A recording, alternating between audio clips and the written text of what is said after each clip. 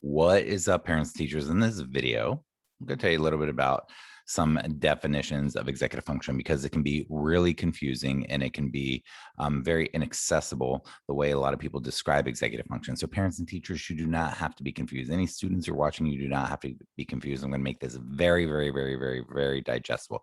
What's up? My name is Seth Perlow. I'm an executive function coach, and I help struggling students navigate this thing called education so that they can have a good life now and in their future. And if we don't figure out this executive function thing, a lot of them are going to struggle. And we don't want that. I certainly don't. That's why I do what I do. So, hello, good morning. What's up? So basically, here's what we need to know. As far as definitions of executive function are concerned, the first thing I want to mention to you is that if you do a search on the internet of executive function, you're going to find many expert definitions. So you can go ahead and look those up. The problem that I have with a lot of those definitions is that they're very clinical sounding and they're very inaccessible. And we parents and teachers just want to know what the heck to do to help our kids. So that's what I'm going to do for you. So you're going to look at a bunch of these clinical definitions and you're going to find out that a lot of these experts, and they are phenomenal. I mean, these people have poured tons of research and time and energy into defining these things. So they're definitely valuable. They're just sometimes hard to access. But what you're going to notice is it's very confusing because all experts define it differently. Some experts say there are 3 aspects to executive function. Some say there's one main one. Some say there are 5. Some say there are 8. Those are the main things that I see. And I see about 20, and I'm not going into those in the video today. Those are aspects or executive function skills. So it can be very confusing, not only to see the definition, but to see how they break down their definition because they break it down into different amounts of aspects. So basically, you can go ahead and search that if you want. You don't need to because I'm going to give it to you right here. Here's how I define it in plain English in a way that hopefully will be helpful to you. It just means to get stuff done. Why the word executive? It's how the brain helps us execute tasks to do stuff. We execute tasks. That's it. Keep it simple. Now, it is more complicated than that. The brain's doing a lot to help us get stuff done. And the research on the brain is also shows that there's a lot of misinformation about the brain. For example, I will often even say, executive function takes place in the prefrontal cortex of the brain, the front third part of the brain. Well, really, the entire brain is activated all the time to different extents, but we speak in that kind of language just to give a simple way of understanding. Generally speaking, the front part of the brain helps us to execute tasks and does all sorts of cool things to do that. Well, you, the parent and the teacher who are watching this, what are you concerned with? What tasks need to be done that you're concerned about, with the students you care about? Schoolwork, responsibilities. Keep it simple. They're 2 very broad categories, but that's really what it comes down to when we're really concerned and we're watching a kid and we're like, wow, how do we help this kid? They're struggling. Let's keep it simple with schoolwork tasks, executing schoolwork type of things, and executing responsibilities. And if they don't figure this out, I'm concerned. So, what are some examples? Here are some real examples of things that our brain helps us to execute. I want to lose 10 pounds. That is a complex series of many tasks. I want to get a job. Doing the application, getting to the applications, finding the information for them, doing the interview. There's a lot that needs to be executed to just get a job. It's not just get a job. Getting a driver's license, writing a paper, playing video games. Playing video games requires executive function, even though that's something that our kids might want to be doing. Making a phone call, cleaning a room, doing laundry, moving to a new place. Of course, that requires a lot of executive function. Taking a trip requires a lot of planning executive function. Going to an appointment, turning in homework, organizing folders. So what are the right words? Should we say executive functions, executive function, executive functioning? What the heck should we say here? Who cares? I really don't care. I'm considered an expert in this field. I'm just another guy. I just like this stuff. I just like helping people. That's really all there is to it. I don't really care what we call it. What I really care about is whatever term you like. I use executive function usually. But whatever term you like, all we're really concerned about is, do we have actionable ways to help human beings have better lives. That's it. So call it whatever you want. I don't really care. I don't think there's a right way to do it. I think that we just try to help people. So what's the problem then with executive function? Well, the number one problem that I talk about is resistance. It isn't a problem to execute.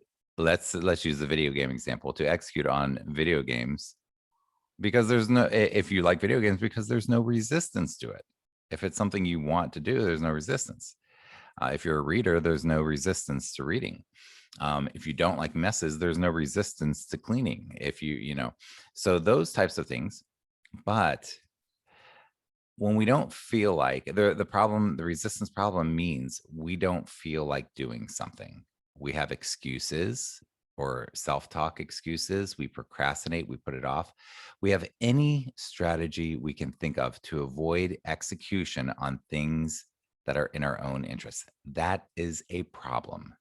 If there is something that is in our own interest, for example, if I'm 16 years old and I want a job at this really cool place, and I meet the owner and they're like, yeah, you'd be perfect.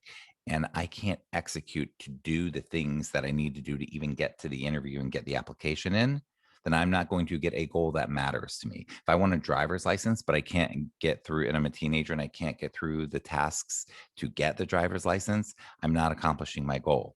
If I want to lose 10 pounds and I can't self-regulate to do the things that I need to do that, I'm not accomplishing my goal. I'm not executing. So I have resistance around those things that that are non-preferred.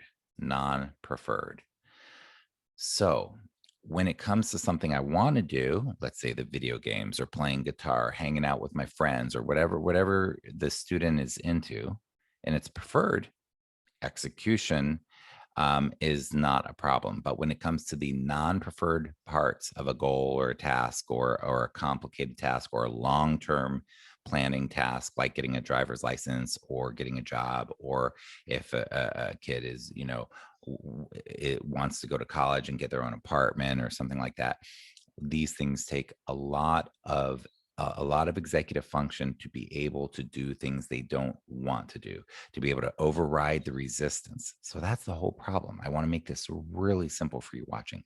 The whole problem, in one way or another, comes down to resistance. And how do we work with that? How do we help somebody? Well, I'll talk about that next. So how do we help? How do we get stuff done that we should do but don't want to do? Well, the way that Seth breaks it down is the way that I help my students is with system mindsets, habits, and routines. So what the heck does that even mean? Meanwhile, excuse me, I'm so mellow today. I just woke up. It was a time change and I'm up pretty early today. So hello, good morning. Got my mellow Seth attitude on. Systems, mindsets, habits, and routines. If you want to help your child, or if you're a teacher or a para or a tutor or a coach, and you want to help somebody to learn to work with their resistance and to get the things done that they need to get done in their own self-interest, and they're struggling with that, what do? Well, we need to teach systems. And when I say systems, I mean systems for execution. What is a system for executions? Organizing, systems for organizing papers, or like for a kid, their papers, their files, their folders, their school papers. That's important. If they don't have school papers and they have online files, how do they organize their online world, their inbox? How do they organize their thoughts in their mind? How do they organize their thoughts to put them on paper when they're writing papers? Different from organizing papers in a folder. But when they're writing paper, how do you organize? How do you organize your study space, your bedroom, your materials, the things in your life, your hobbies? How do we organize? Those are systems. Using a planning, long-term planning, short-term planning, daily planning, those are systems of planning. And there's all sorts of systems, but how we have to teach somebody systems. They don't just magically appear in the brain of someone who doesn't have strong executive function. So I struggle with executive function. I am not a systems thinker. It is very, very, very hard for me. Now I've learned to compensate and do it, but it doesn't come naturally. To some people, it comes very naturally. So for those of you who it comes naturally to, please understand that our brains are different. We aren't systems thinkers. We tend to be very global, big picture, creative thinkers, and a lot of times systems thinking in a non-preferred area is hard, because you might have that argument. Oh, well, my kid has great systems when it comes to Legos or this, that, or the other. Yeah, I'm talking about the non-preferred. Remember, that's the problem. Keep it simple, people. So we need systems. We need mindsets. What's a mindset? Mindset, as Carol Dweck says, like a growth mindset that we can do something, instead of the resistance mindset. I can't do this. This is too hard. This is too overwhelming. It's too big. This is stupid. This is annoying. My mindset is, this is dumb. I'm never going to use this. I'll do it later. I'll do it tomorrow. I got a mindset that it's not that important. So we have resistance mindsets. We have to have mindsets to work with that and be realistic that if we don't get these important things done, it impacts our life. Then we need habits, routines. What good are systems and mindsets if you don't have habits and routines to implement them? So a lot of times people will be like, oh, well, my kid knows how to do that. I've seen him do it before. Yeah, maybe they don't know how to do it, but they don't have a good habit and routine around being able to do it, or they don't have it down as well as we thought they did. And key into how to help is, you got to understand this is a baby step game. How do you get an elephant? One bite at a time. Hate that metaphor, but love that metaphor.